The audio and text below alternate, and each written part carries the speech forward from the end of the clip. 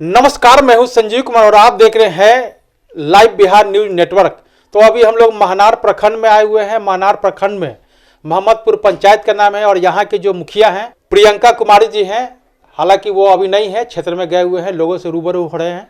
चूँकि जनता ने जब इनको 5 वर्षों के लिए मौका दिया तो निश्चित तौर से इस पूरे पंचायत के डेवलपमेंट के लिए, विकास के लिए जनता के बीच रहना होगा। चूँकि जनता मौका दिया है तो निश्चित तौर से विकास करना है। हालांकि उनके पति संतोष कुमार मिश्रा जी हैं, तो उनसे जानते हैं कि आप अपनी पत्नी को किस तरह से मदद करते हैं इस पूरे पंचायत के डेवलपमेंट के लिए, और प्रथम हस्ताक्षर से क्या कुछ कार्य हुआ है, तमाम बिंदुओं पे इनसे मैं बातचीत करता हूं। पहले तो संतोष जी, आपको लाइव बिहार न्यूज में बहुत बहुत स्वागत करते हैं। धन्यवाद सर। अच्छा संतोष जी, ये बताइए कि जनता ने, पहले तो मैं बता दूं कि आप लगातार 3 टर्म से संघर्ष किए, जनता ने आपको तीसरे टर्म में मौका दिया। तो ये बताइए कि प्रथम हस्ताक्षर से इस पंचायत के डेवलपमेंट के लिए क्या कुछ कार्य हुआ? फिलहाल तो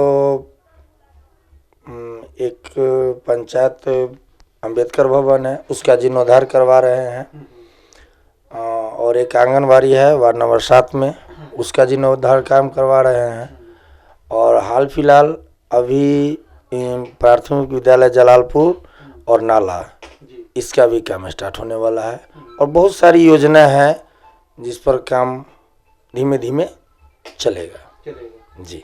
अच्छा, इसके अलावा अभी अगर प्रधानमंत्री आवास योजना की बात करते हैं तो करीब करीब कितने लोगों को दिया गया? हालांकि साल भर से ऊपर का वक्त आपका गुजर चुका है जी। नियर अबाउट 328 या 30 आदमी का अभी तक हो चुका है। मतलब अभी तक हो चुका है। मतलब इससे आपके कार्यकाल में वो दिया गया, मतलब लिस्ट बना था या पूर्व का था? नहीं, पूर्व का था।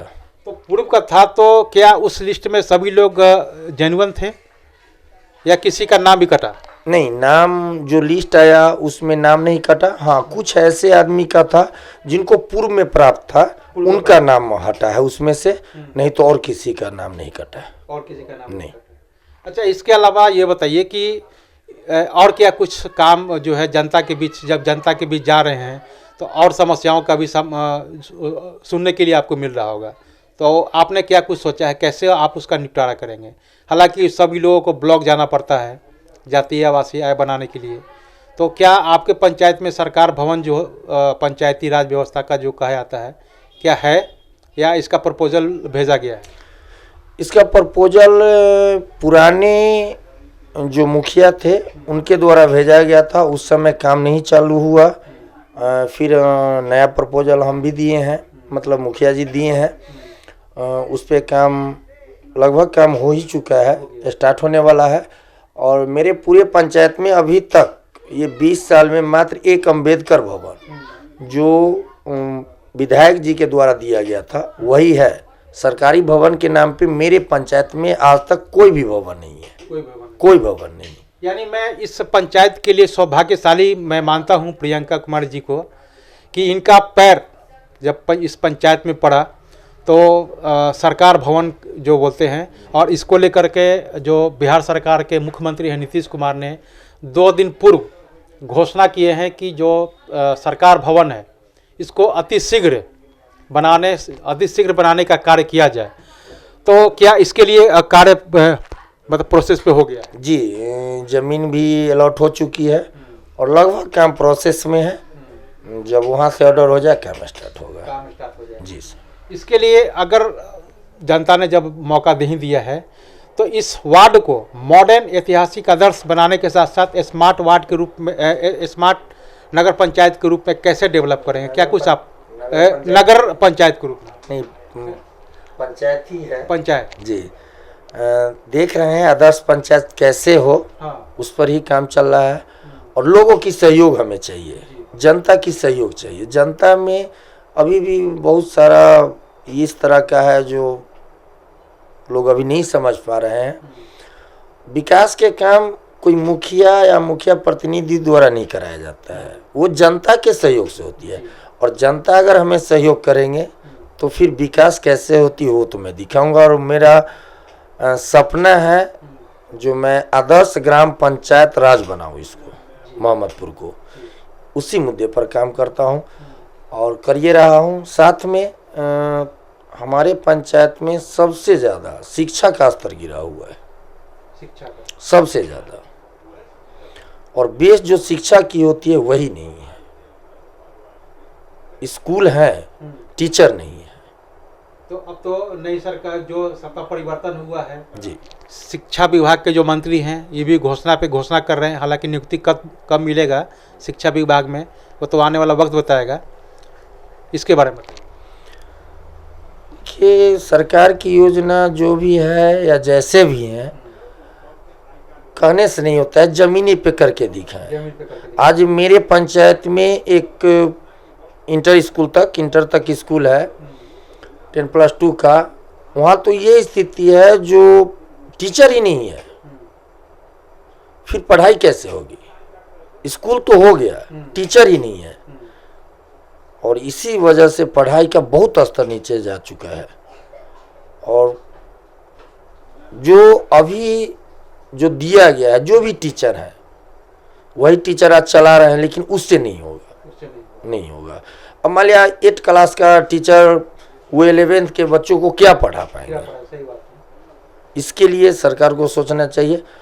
और मेरे पूरे पंचायत में एक ही है हाई स्कूल, ऐसे अगल बगल के पंचायत में है, लेकिन मेरे पंचायत में एक मोहम्मदपुर ग्राम है, जिस पंचायत में नाम से है मोहम्मदपुर उसी में है, लेकिन वहाँ इस तरह की कोई व्यवस्था नहीं है।